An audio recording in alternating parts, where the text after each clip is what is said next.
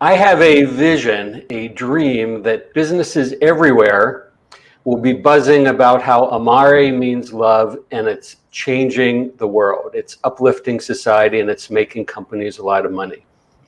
It's changing the nature of business for good. It's rewriting capitalism. It's being tied everywhere in business schools. It's practiced all over the place. Customers say, I want to give my business to Amare companies.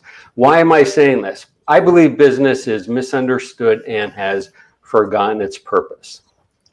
And right now in our world, we have a moment. And this moment is filled with divisiveness and uncertainty and what the hell is going on and what's happening.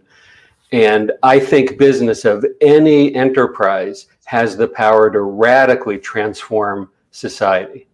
And what that means is reclaiming its purpose, that the reason business exists, in my humble opinion, is not to make money. It is to make people's lives better and improve society. Every business starts with that premise. We can improve things.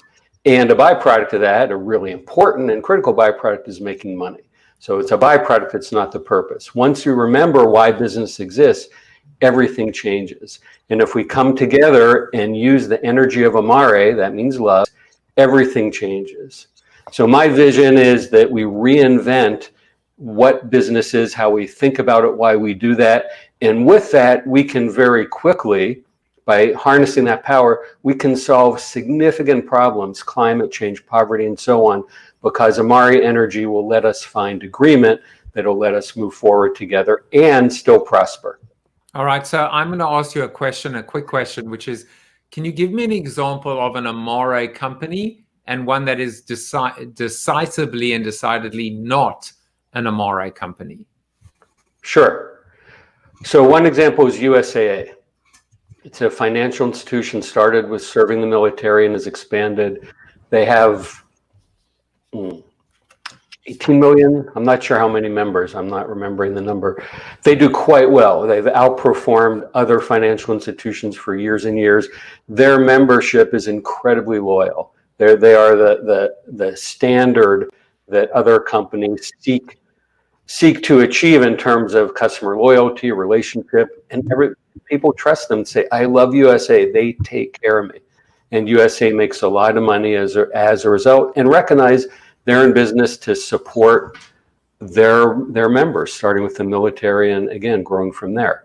So that's an Amare company. Whether they use the word love or not doesn't matter, but they show it in how they do business, the choices they make. Early in this pandemic, they said, we're giving everybody a bunch of money back who have auto insurance with us because people are driving less, so there's less claims. So we don't need as much money. We'll return some of it. That's extraordinary.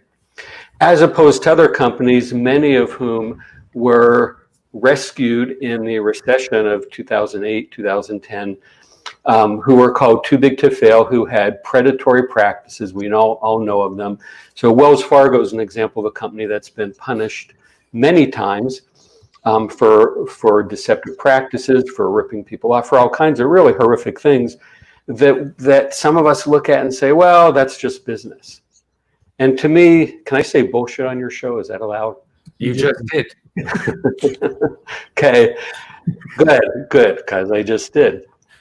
That allowing business to be off the hook for bad behavior because it's business is ludicrous. But as human beings, we have the capacity to have these double standards. Well, I'm one way in this part of life and one way in business. And to me, that's crazy. We have to fix that problem, not allow for dehumanization, and see the companies that practice Amare, like USA, do better in many ways than their competition.